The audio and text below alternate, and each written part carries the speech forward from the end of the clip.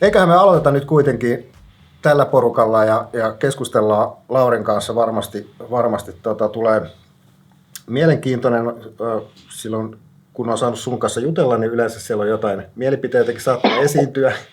Mutta kerro nyt ihmeessä yleisölle ja nauhoitteen katsojille, että kukas mies täällä istuskelee? Joo, Lauri Toivonen. Ja mä oon noin vuonna 1997 ruvennut täyspäiväisesti tekemään markkinoinnin duuneja ja sitten erinäköisestä markkinoinnin sekatyömiehestä kuoriutui sitten vähittäiskaupalle markkinointijohtaja tuossa vuonna 2014 keväällä, kun siirryin SOK-palvelukseen ja sitten 10 vuotta ollut mukana muutosta johtamassa SOK:lla ja S-ryhmän niin vähittäiskaupan brändejä pääosin. Joo. 10 vuotta tulee täyteen sitten osuuskaupparyhmässä. Joo, ensi vuonna juhlavuosi. Että paljon on vettä virrannut Vantaassa ja vähän Kymijoissakin, että ehtinyt paljon tapahtuu ja maisemat vaihtunut ja ollaan mun mielestä tänä päivänä niin kuin ihan eri iskussa kuin mitä niin kuin oltiin 10 vuotta sitten, siis sekä markkinoinnillisesti useat meidän brändit on kehittynyt tosi suotuisasti. Sitten täytyy myös muistaa, että me ollaan tehty siis paljon muitakin muutoksia kuin niinku markkinoinnillisia muutoksia, että markkinoinnilla on ollut tietenkin osassa isompi rooli ja osassa pienempi rooli, mutta tänä päivänä niinku osuuskaupparyhmä voi hyviä porskuttaa ja totta kai sitten tässä on niinku erinäköisiä mullistuksia jatkuvasti tulee myös ulkopuolelta, mihin pitää pystyä sitten syvennytään niihin hetken päästä. Mä nopeasti esittelen itseni, jotka ei vielä tunne mua. Mun nimi on Mikko Airas Worksista. Olen markkinoinnin suunnittelija ja sitten tämän firman perustamisestakin olen jollain lailla vastuussa. Ja Laurin kanssa tieto on kohdannut useamman kerran. Ja tietysti niin kuin syy, miksi halusin sinut tänne juttelemaan, on se, että se ulkoinen osa siitä markkinoinnista ja brändistä, eli mikä nähdään mainontana, niin se on tietysti niin kuin kaikille, jotka alaa seuraa, niin on niin kuin se valtava muutos tietysti ollut näkyvissä, mutta syvennetään vähän pidemmälle. Sä väitit mulle, että mainostoimisto ei voi johtaa brändiä. Mitä tämä nyt oikein meinaa? No, tuossa on tietenkin niin monta näkökulmaa, mutta jos nyt lähdetään ihan semmoisesta asiasta, että millä tahansa yrityksellä niin yksi isoimmista aineettomista omaisuuksista on se brändi. Ja meidän tapauksessa tietenkin niin kuin brändiportfolio. Jos on niin kuin yrityksen isoimpia aineettomia omaisuuksia, niin siitä kyllä sen yrityksen pitää tosi hyvää huolta, pitää miettiä, että minne suuntaan me halutaan kehittää sitä brändiä tai niitä brändejä ja sitä pitää kyllä niin kuin tosi systemaattisesti johtaa itse. Et ei niin kuin tällaisten asioiden johtamista ei voi ulkoistaa minnekään. Sitten totta kai me tarvitaan, niin kuin, kun me puhutaan brändien kehittämistä, niin siinä niin kuin riippuen aina siitä, että mikä vaihe on menossa, niin tarvitaan varmaan aika monenlaista osaamista välillä sitten enemmän sisälle ja välillä niin kuin ulkopuolella. Että kyllähän me käytetään tosi paljon asiantuntijoita totta kai myös ulkopuolelta. Mikä sun fiilis tästä asiasta on, että onko tämä poikkeuksellista tällainen, että brändejä johdetaan sisäpuolelta, koska joskus aina tulee vähän semmoinen olo, että jotkut brändit saattaa olla myös mainostoimiston vietävissä. Joo, siis nyt tietenkin mä katon asiaa niin kuin aika paljon myös vähän niin kuin globaalein silmälasin ja kyllä täytyy sanoa, että kaikki vahvat brändit maailmassa ovat vahvasti yrityksen itsensä johtamia. Ja sitten taas kun katsotaan Suomea, joka on tietenkin niin kuin sanotaan brändillä johtamisen ja markkinoinnin kehitysmaa, niin sitten meillähän näkee niin kuin hyvin kirjavia suoritteita siitä, että ymmärretäänkö, että se brändi on edes niin kuin aineeton arvon osa liiketoimintaa ja onko sillä niin kuin merkitystä.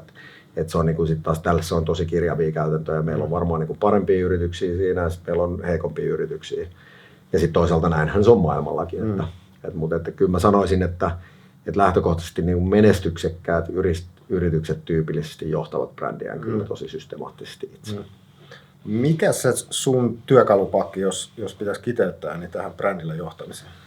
Tämä on hyvä, että tämä kiteyttäminen on varmaan niin kuin vähän vaikeaa, mutta jos lähtee siitä, että jos ja kun niin kuin meilläkin, että me halutaan johtaa systemaattisesti meidän brändejä johonkin suuntaan, niin niin mä ainakin itse kysyisin ihan ensimmäisenä, että onko brändi osa liikeideaa ja liiketoimintastrategiaa. Eli jos me katsotaan niin kuin yrityksen viemistä markkinalle tai sitten siellä markkinan voittamista, niin jos brändiä tai brändejä ei ole mainittu liiketoimintastrategiassa tai liikeideoissa tai molemmissa, niin, sitten jo voidaan sanoa, että sitten ollaan niin kuin vähän ehkä heikolla kantimilla sen asian johtamisessa. Että sitten se tyypillisesti silloin niin kuin, sellaisissa tilanteissa brändiä ajatellaan jotenkin niin kuin markkinoinnin työkaluna.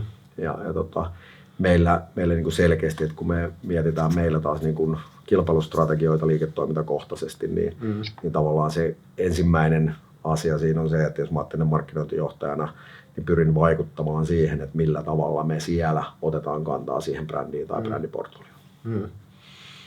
Ja kun sä sanot siellä, sä tarkoitat siis? Niin mä tarkoitan sitä, että kun tietenkin yritys päivittää niin kuin kilpailustrategia, meillä systeemi menee niin, että meillä on niin kuin tietty sykli siinä, mitä me päivitetään eri liiketoimintoja ja kilpailustrategioita, niin siellä kilpailustrategiassa me tietenkin dokumentoidaan sitä ja sitten me pyritään johtamaan meidän niin kuin markkinan voittamista niiden kilpailustrategioissa mainittujen asioiden kautta, niin totta kai mä pyrin fasilitoimaan sitten taas siinä strategian muodostamisprosessissa sitä brändin roolia niin kuin osana sitä kilpailustrategiaa. Ymmärrän. Yksi asia, minkä sä myöskin provosit vähän tuossa etukäteen, oli tämä, että Suomessa ollaan maailman parhaita tekee keskinkertaista. Mistä tämmöinen havainto sulle nousee? No, tätä voi tarkastella monesta näkökulmasta, mutta että jos me lähdetään nyt ensin, täälläkin on varmaan paljon niin kuin mainonnan ja markkinoinnin ja markkinointiviestinnän sitten katsojia ja kuulijoita, mutta että jos mennään niin kuin globaaleille foorumeille ja ruvetaan tarkastelemaan sitä, että miten Suomi ja suomalaiset pärjäävät tässä kansainvälisesti niin kuin markkinointi teollisuuden parissa, on se nyt sitten sitä vaikka, että me katsotaan jotain Cannesia tai jotain muuta, niin se on niin kuin vähän huono vitsi, mutta kun se ei ole vitsi, että me pärjätään tyypillisesti huonommin kuin Albania. Ja siinä meillä on niin kuin tosi paljon peiliin katsomista. Sitten mun mielestä on niin kuin mielenkiintoista on sitten taas kysyä, että mistä tämä johtuu. Niin itse paljon pohtin, niin kuin, jos me katsotaan historiaa ja sitten totta kai niin kuin nykyään miettinyt paljon, että miksi me olemme siinä vaiheessa olleet tai missä niin kuin S-ryhmä on ollut. Josta pitää siis sanoa, että S-ryhmä on ollut yksi Suomen niin kuin edistyksellisimmistä markkinoista. Siis 1900-luvulla 20-luvulla esimerkiksi me ollaan poltettu enemmän filmiä kuin muu suomalainen filmiteollisuus yhteensä. Eli meillä on niin kuin liikkuva kuva otettu tosi aikaisin käyttöön portfoliossa. Meillä on sitten taas niin kuin sotien jälkeen tavallaan tämä urbanisoituminen, niin tavallaan meillä esimerkiksi tavarataloja suunnitteli Suomen ykkösrivin arkkitehdit. Eli siis nyt ei voida sanoa, että esimerkiksi osuuskaupparyhmä olisi ollut jotenkin niin kuin lapsenkengissä aina markkinoinnin asioissa. Mutta että jos me katsotaan niin kuin Suomea ja suomalaista niin kuin kulttuuria ja historiaa, niin itse on jotenkin niin kuin tullut semmoisen lopputulokseen, että miksi meillä on niin kapea markkinoinnin kulttuuri. Ja niin kyllä se aika paljon juontaa juuri siihen, että 95-vuotiaasti me ollaan oltu suljettu yhteiskunta. Eli meillä ei ollut kilpailua ja silloin kilpailukeinona markkinointi on ollut semmoinen, että meidän työkalupakissa se ei ollut kilpailukeino. Että me ollaan vaan niin kuin koitettu saada asioita aikaiseksi, kun me ollaan oltu niin kuin katajainen kansa ja tuotantotalous on ollut se, mitä me ollaan yritetty ratkoa, että saada se edes jotain markkinaa. Mutta jos me katsotaan siitä, että mitä tämän niin kuin EUn myötä tapahtui, jos me katsotaan vaikka nyt ihan vähittäiskauppaa ja vähittäiskaupan ketjuja Suomessa, niin kuinka monta suomalaista vähittäiskaupan ketjua meillä on vuoden 1995 jälkeen kuollut. Ja sitten taas kuinka monta ruotsalaista tuohon Aleksinterin kadullekin on tullut tilalle. Niin siinä on tavallaan niin mun mielestä hyviä indikaatioita siitä, että ehkä meillä olisi jotain kehitettävää tässä. Mä itse niin jotenkin näen, että sitten taas tässä on niin vähän valonpilkahdus, että meillä on seuraavia sukupolvia, jotka taas on syntynyt globaaliin maailmaan. Meillä on tämmöistä born global-ajattelua. Meillä on paljon teknologiayrityksiä, jotka niin kuin heti haluaa skaalata maailmalla ja silloin me kohdataan se kilpailu. Ja sittenhän se on se, että sä joko opit markkinoimaan, eli menemään markkinalle ja voittamaan, tai sitten sä et opi sitä ja kuolet. Ja tässä mulla on niinku, sit me ollaan pragmaattinen kansa, niin mulla on niinku, ikuinen optimisti ajattelee, että kyllä me tää vielä opitaan. Mutta sä ajattelet todella niin, että se on ikään kuin sukupolvikysymys. No tietyllä tavalla kyllä. Tässä nämä vuodet kuluu ja sieltä se seuraava sukupolvi sitten pikkuhiljaa tulee. No näinhän se on. Ja sitten toisaalta niin kun, se sukupolvikysymyshän on kulttuurikysymys. Et kysymys on siitä, että mistä puhutaan, mikä koetaan tärkeäksi. Sitten meitähän niin kuin, tietyllä tavalla niin kuin meidän kehittymistä on hidastanut tässä maassa myös se, että okei, nyt meillä on konkreettisesti suljettu itäraja, mutta tietyllä tavalla, että itäänpäin tämä on ollut aika suljettua ja sitten muihin suuntiin asti me ollaan saari. Sitten me ollaan pieni kielialue, ja sitten meitä on 5 miljoonaa. Tämä on niin kuin yksi asia, mikä on niin kuin monta kertaa hyvä ymmärtää, että minne syntyy taloudellista toimeliaisuutta, niin eihän ulkoapäin myöskään me ei olla kovin kiinnostava markkina tulla, koska eihän täällä ole, niin kuin, meillä on 5 miljoonaa, ei 15 eikä 50 miljoonaa ihmistä. Eli ei täällä ole hirveästi sitä markkinaa jaettavaksi. Niin me niin kuin ei luonnollisesti kohdata sitä kilpailua, mikä sitten taas siinä kehotan kaikkia niin kuin, ketkä vielä ehtii, niin menkää tuonne maailmalle ja oppikaa se kilpailu ja sitten tuokaa se osaaminen takaisin, koska taas täällä sitä ei niin kuin luonnollisesti myöskään synny. No miten se kilpailu opetellaan siellä? No kilpailuhan opettaa itse itsessään. Tämä on itse asiassa aika mielenkiintoinen kysymys. Jos mä niin kuin tuon tämän toisenlaisen näkökulman, että jos sulla on niin kuin jääkiekkojuniori, sellainen jääkiekkojuniori, joka haaveilee siitä, että se pääsee NHL:ään, ja sitten kun se kasvaa ja harjoittelee ja rupeaa asettaa sitä haavetta itse asiassa tavoitteeksi, se tulee laittaneensa itsensä kontekstiin, missä se vertaa koko ajan itsensä maailman parhaisiin. Ja sitten sillä on oikeasti edes teoreettinen mahdollisuus päästä sinne. Mutta sellainen juniori, joka taas ei altista itseään sille kilpailulle ja ajattelee, että hei, no, jos mä nyt vaikka pääsisin tuohon Mestikseen pelaamaan, se on aika paljon epätodennäköisempää, että se päätyy sinne NHL. Eli kyllä niin se kilpailu, se mihin sä vertaat itseäsi, se myöskin asettaa sen riman, mihin sä pyrit, mikä on se sun standardi. Ja tämäkin on kulttuurikysymys. Me kaikki tiedetään, että sellaiset ympäristöt, missä standardit on kovia, tavoitteet on niin kuin through the roof, niin niissä tyypillisesti suoritetaan aika paljon kovempaa kuin siinä semmoisessa ympäristössä, missä ei ole standardeja, missä ei ole tavoitteita, missä ei ole vaatimuksia. Niin, se on vaan niin kuin helpommin sanottu kuin tehty, että niin kuin miten sitä lähtee, mutta totta kai melkein mikä vaan business tänä päivänä niin on koko ajan enenevässä määrin tietysti sen globaalin markkinan armoilla. Joo, ja siis kyllä, niin kuin jos katsoo nyt, itse katsoo sit oman duunin kautta ja oikeastaan tämän osuuskaupparyhmän kautta, kun meitäkin pidetään suomalaisena, niin kuin me ollaankin. Me ollaan tosi iso suomalainen yritys ja tämmöinen konglomeriaatti. Mutta sitten toisinpäin, että jos me katsotaan päivittäistavarakauppaa ja me katsotaan meidän suurimpia kilpailijoita, niin joku sanoo, että, joo, että no, se Kesko on niin kuin meidän se suurin kilpailija. No itse asiassa Schwarz Group, joka omistaa Lidlin, on yli 10 kertaa meitä isompi. Sitten me katsotaan Sokos Hotelleja, niin siellä on Hiltonit ja Residorit ja niin ja ne. Me mennään niin kuin fashion businekseen, niin siellä on Inditexit ja you name it, we got it. Niin kuin, tavallaan, että kyllä me kohdataan niin kuin jokainen meistä, isot ja pienet, niin me kohdataan se globaali kilpailu.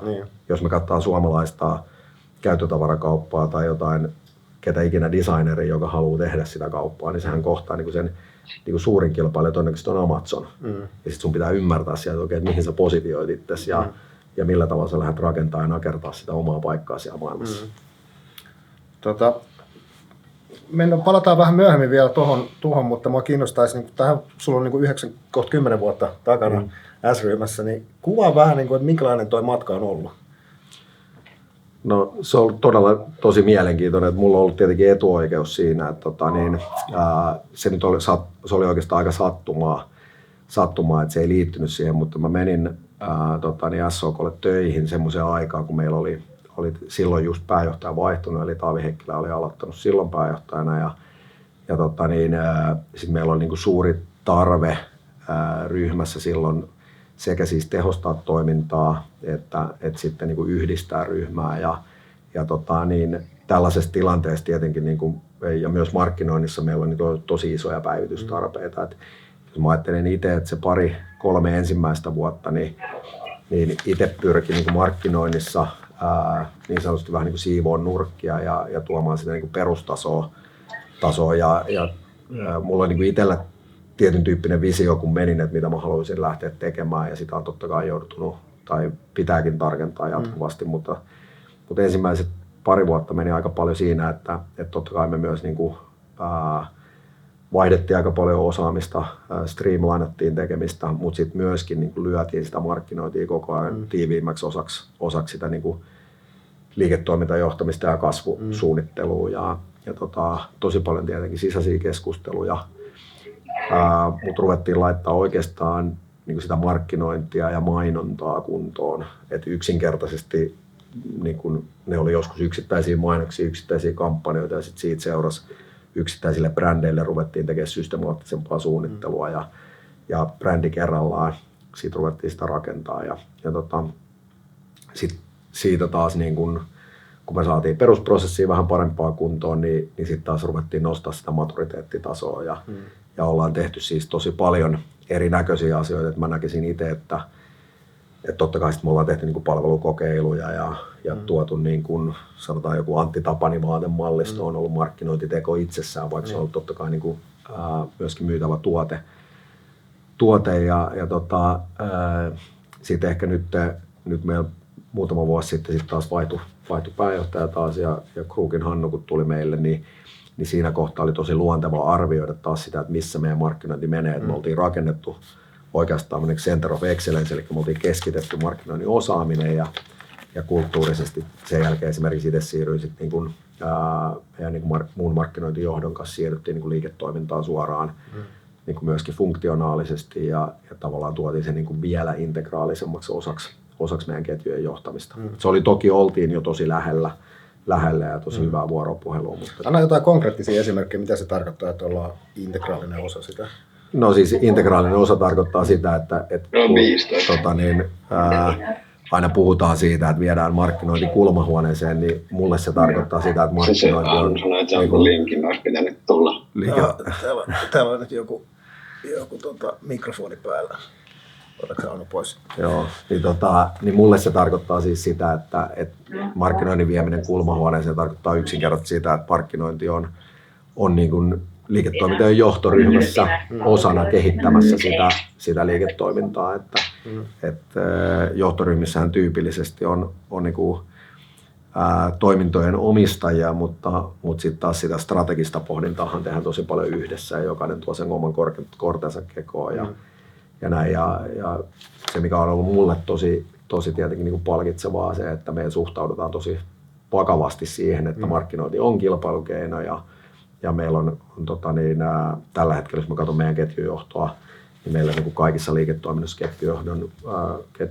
ketjujen johtoryhmissä istuu markkinointi-ihmiset osana sitä niin kuin liiketoiminnan kehittämistä ja kasvusuunnittelua. Kun sä sanoit tuon maturiteettiasteen, niin mikä sun mielestä on tällä hetkellä maturiteettiaste esimerkiksi tuossa organisaatiossa, jossa sä toimit?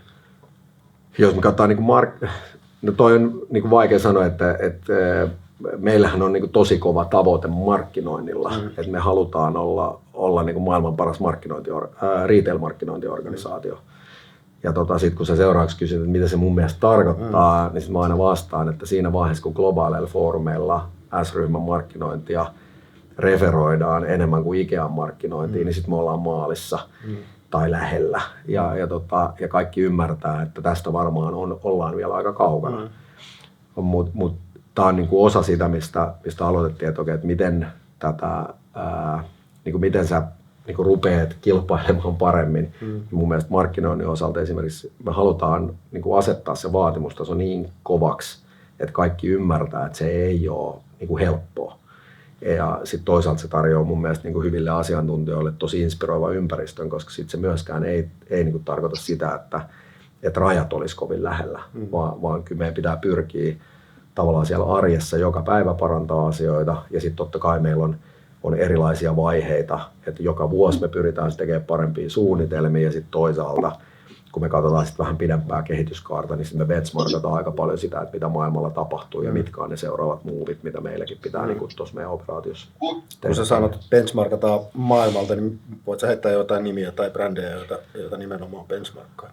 No siis tosi monipuolisesti, että ensinnäkin totta kai niin kun, jos katsotaan niin kun markkinoinnin näkökulmasta, niin me benchmarkataan ja siis käydään myös ihan konkreettisia keskusteluja joka vuosi kollegoiden kanssa maailmalta ja joskus se on niin kuin Amazonin kanssa ja joskus se on Ikean kanssa ja sitten joskus se on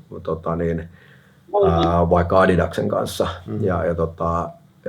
ja totta kai sitten myöskin niin kuin käydään tutustumassa erilaisiin operaatioihin ja sitten sanotaan, että sit jos katsotaan vaikka nyt tässä on leimannut tätä niin kuin markkinoinninkin kehittymistä on leimannut totta kai tämä niin kuin digitalisaatio sieltä 90-luvun lopulta, kun selainpohjainen internet tuli, sitten tuli älypuhelimet ja seuraavaksi tulee sitten niin kuin AI-vetoinen niin kuin conversation first kanava, niin sitten tavallaan tämän teknologisen muutoksen kannalta tietenkin totta kai niin kuin myöskin katsotaan tosi paljon prosesseja ja työkaluja siinä mielessä. Mutta siis todella laajasti pyritään olemaan niin kuin ymmärrys siitä, että mitä missäkin tapahtuu.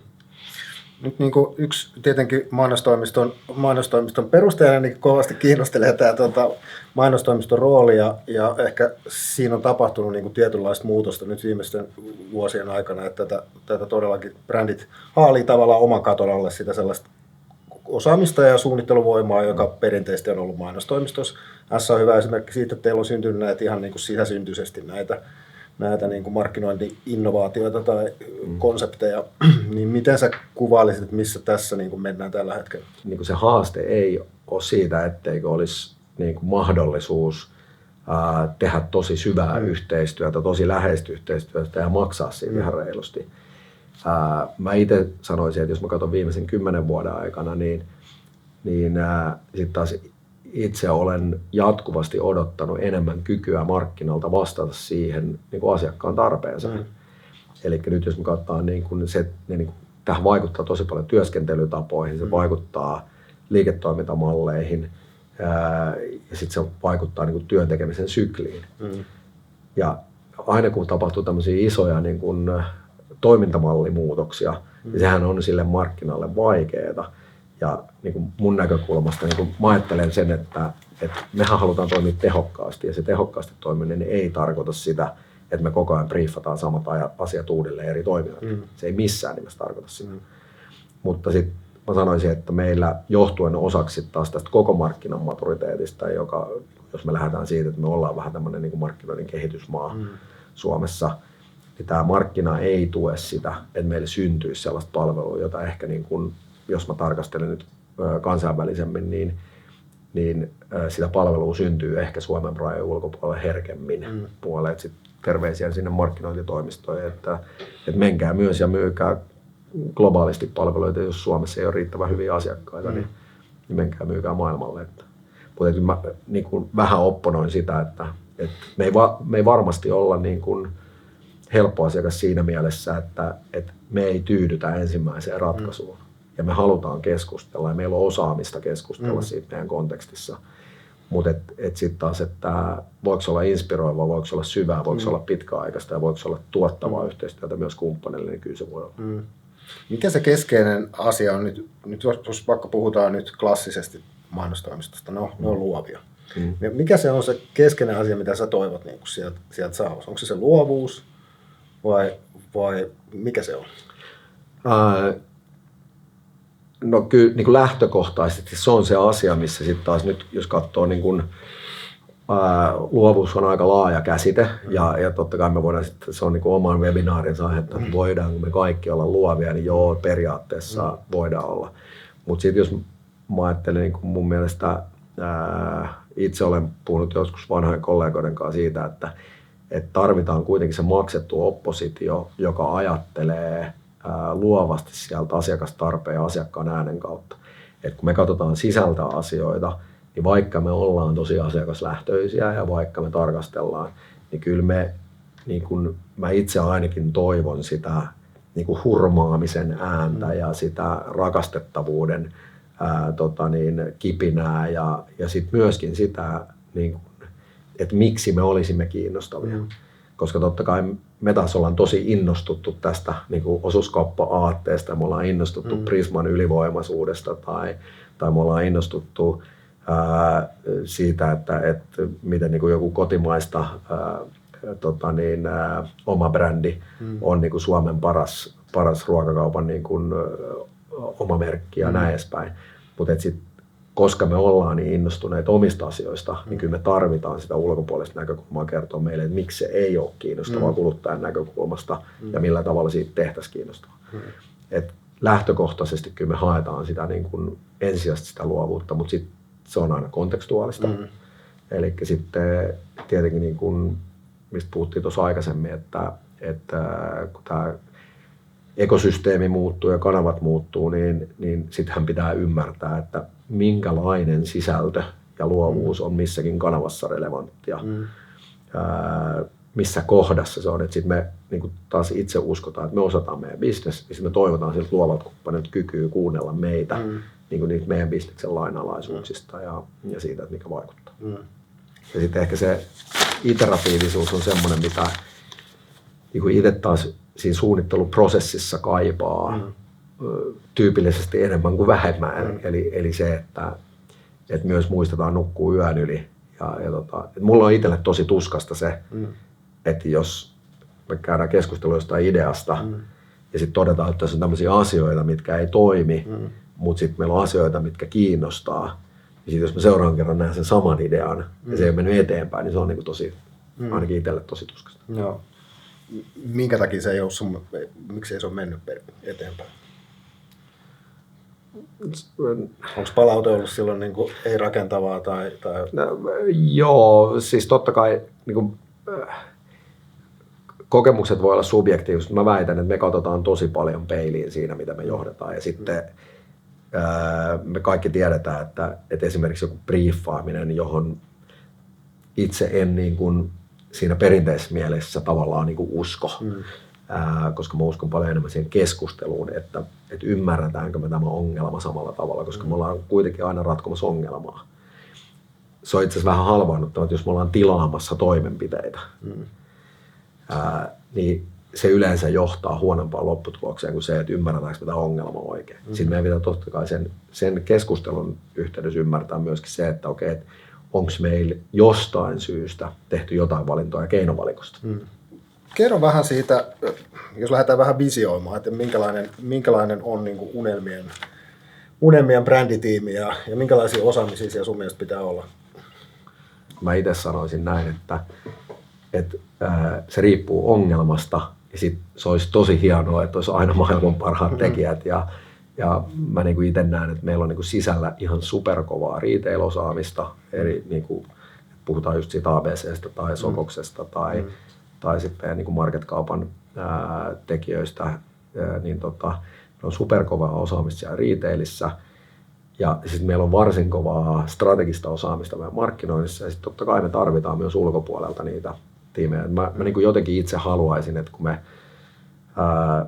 niin kuin mennään taas seuraavaan kauteen, niin että jos me halutaan voittaa jollain tietyllä brändillä, niin sitten me rakennetaan siihen sen niin kuin se S-Market-tiimi. Et vaikka olisi ulkopuolelta, niin mä aina toivon, että sillä toimistodomeinille on niin iso merkitys kuin sillä, että kokeeko se tiimi, luova tiimi vaikka olevansa osa S-Market-tiimiä. Silloin se on niin kuin se mun unelma. Ja sitten jotkut on keikkahommissa, että jotkut tulee tekemään 2 viikkoa tai kuukauden. Jotkut on pysyvämmin hommissa ja jotkut on taas meillä töissä. No aikamoista adaptoitumistahan toi toimistolta vaatii, että mutta näinhän se menee. On ja sitten toisaalta niin ehkä mä sanoisin niin toimiston puolelle, niin mitä kannattaa miettiä, että sähän et voi miellyttää kaikki. Se on niin mun mielestä taas toinen niin markkinoinnin peruslainalaisuus. Toki siis meillä on brändejä, jotka tavallaan meidän kannattaisi yrittää miellyttää aika iso osa suomalaisista. Mutta jos katsoo toimistomarkkinaa, niin mä oon aina ihmetellyt sitä, että miksi toimistot harhautuu siihen, että toimistot edes ottaa kaikkia asiakkaita asiakkaikseen.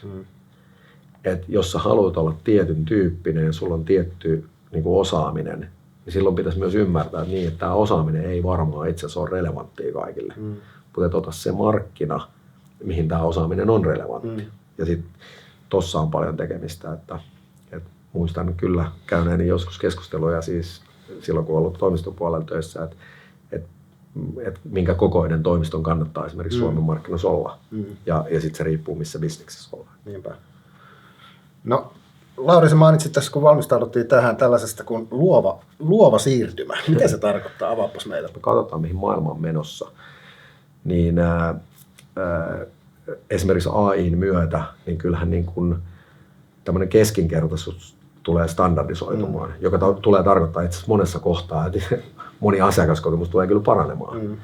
Mutta niin samaan aikaan siinä tulee tapahtua se, että ollaksesi parempi ja voittaaksesi markkinan, sun pitää itse asiassa olla luova.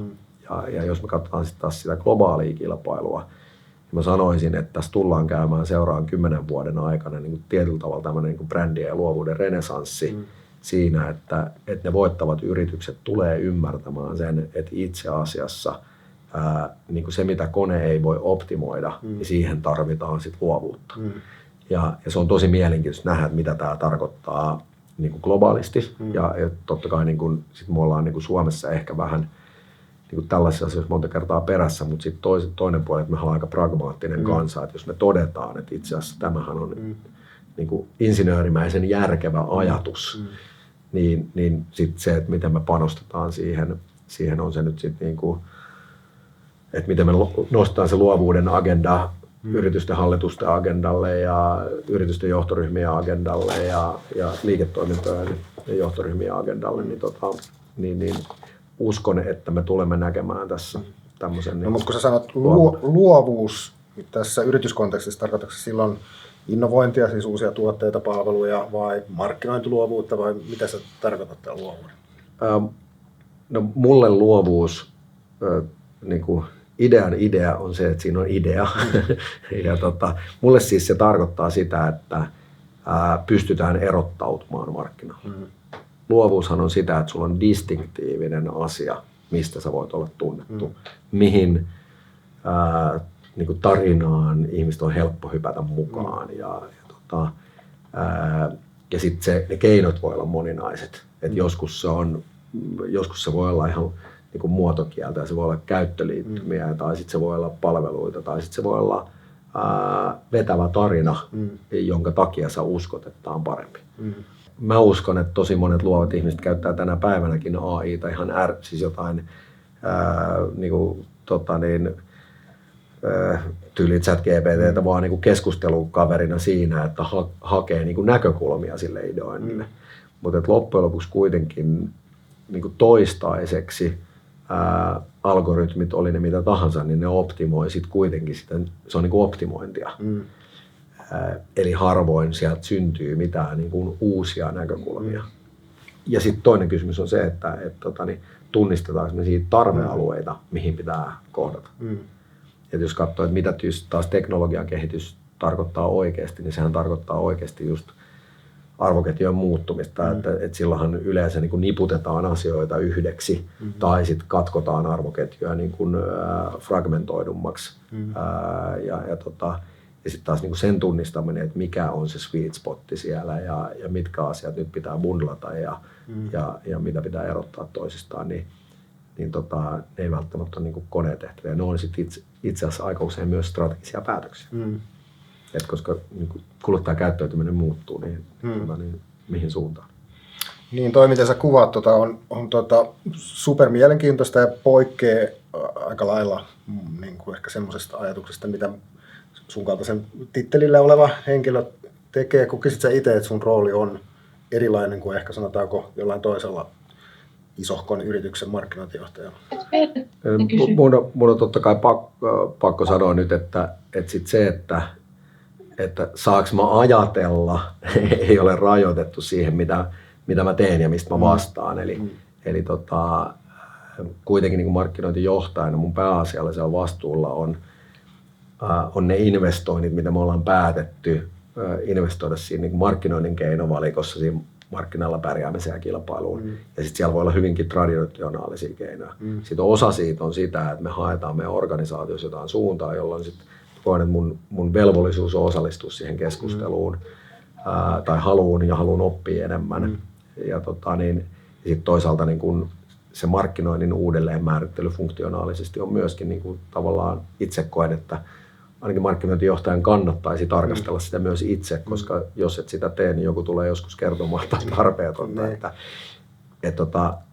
En osaa, siis mä taas vertaan siihen, että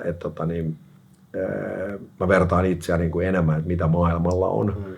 Niin mä sanoisin, että kyllä maailmalla sitten taas ehkä tyypillisesti markkinointiorganisaatioiden rooli on ehkä jopa vähän isompi kuin mitä Suomessa tyypillisesti. Mutta kyllä meilläkin niin kuin sit kuitenkin niin kuin mun vastuulla olevat asiat niin kuin tosi paljon on ihan markkinointiviestintä. Mutta sitten taas se, että miten osallistuu keskusteluun, mitä ajattelee, minne maailma menee ja mikä se tulevaisuus on. Niin. Jos mä palaan vielä siihen luovaan siirtymään, niin kuvailisit sä, että esimerkiksi sun edustamassa organisaatio on tehnyt sen luovan siirtymän jo? Me ollaan joissain asioissa niin kuin todella oltu niin kuin globaaleja edelläkävijöitä. Sitten taas, jos me katsotaan niin kuin asiakaskokemusnäkökulmasta, niin meidän päätoimiala on, tai se päätoimiala, mutta siis meidän suurin liiketoiminta-alue on ruokakauppa. Jos kuitenkin niin kun katsotaan me mitä markkinaa maailmassa tahansa, niin kuin merkittävä osa siitä asioinnista tapahtuu täysin kivijalka-asioinnin kautta edelleen. Ja tämä ei ole niin kuin, totta kai sitten suurkaupungeissa se digitalisaatioaste on isompi kuin niin kuin vaikka maaseudulla. Ja sitten Suomessa me tiedetään nämä niin kuin, mitkä on niin kuin etäisyydet ja muut. Että sitten taas tämä asia ehkä sit jarruttaa sitä ajattelua, että okei, no mitä kaikkea digitalisaatio voisi niin kuin asiakaskokemusnäkökulmasta tarkoittaa. Mutta sitten meillä on otettu tosi isoja loikkia niin kuin sanoisin viimeisen 5 vuoden aikana. Ja meillä on niin kuin täysin, niin kuin, jos mä oon ollut 10 vuotta, niin siihen nähden niin kuin uudet verkkokauppatiimit, jotka on tehnyt huikean duunin kääntääkseen meidän niin kuin e-commerceen ja näin, mutta on meillä tosi paljon opittavaa, tosi paljon kirittävää ja me ollaan tosi nälkäisiä siinä oppimisessa ja kirittämisessä. Mutta en mä osaa, niinku, se on vähän, mihin sä vertaat. Jos me katsotaan niinku, sit toisinpäin, niin Amazonhan pyrkii oppimaan esimerkiksi kivijalkaa. Sitä aina vähän mistä positiosta sä lähdet, niin me ei eletä yksikanavaisessa maailmassa. Kun sä kuvaat luovaa siirtymää, niin tuleehan sitten vähän sellainen olo, että toi saattaa olla myös vähän niin kulttuuri, sukupolvikysymyksiä melkein, että miten tuohon pääsee, vai onko sun mielestä se mahdollista tehdä tavallaan olemassa oleva organisaatio, joka toimii jollain toisella tavalla? No siis ainahan noi on niin kuin organisaatiovaihekysymyksiä, että totta kai niin kuin, myöskin jokaisessa yrityksessä niin kuin yrityksethän on varmasti aika paljon johtajiensa näköisiä ja sen takia kai yrityksissä vaihdetaan johtajia tai joskus johtajat vaihtuu. Nyt puhun niin kuin yleisellä tasolla ja sitten toisaalta niin kuin mä sanoisin, että sitten semmoisissa yrityksissä mä oon itse asiassa ollut tosi positiivisesti myös yllättynyt, että kun sä tuut vaikka ulkopuolelta S-ryhmään, joka näyttää kuitenkin isolta ja kankealta, niin meillä on tosi, mun mielestä meillä on tosi niin kuin, hyvä oppimisen kulttuuri. Eli meillä ei ole semmoista niin kuin, oppimis- ja kehitysvastaisuutta esimerkiksi meillä. Ja sitten sehän kertoo tosi paljon siitä, että minne on mahdollista mennä. Sitten totta kai siis joskus se vaatii johtamisprosessia ja muutosta. Ja sitten se vaatii totta kai niin kuin myöskin investointipäätöksiä. Et eihän meilläkään oltaisi verkkokauppaa laitettu parempaan kuntoon, jos siihen ei olisi päätetty tehdä isoja investointeja. Eli siinä mielessä niin kuin, yritykset on niin kuin sit sen päätöksenteon näköisiä, eli sitten sen johtamisen niin kuin kannalta.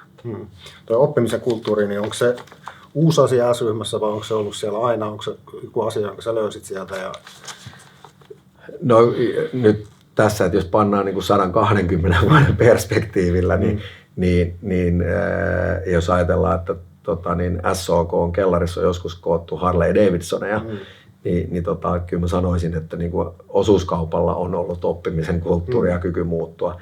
Sitten totta kai meilläkin on historiassa ollut paikkoja, milloin me ollaan oltu niin kuin, melkein kanttu vei, että sitten niin kuin kulloinenkin aika tuo omat haasteensa, että se on vähän millä perspektiivillä, että 120 vuotta, niin meillä on niin kuin todella iso oppimiskäyrä tapahtunut, ja sitten taas, jos itse ajattelen, niin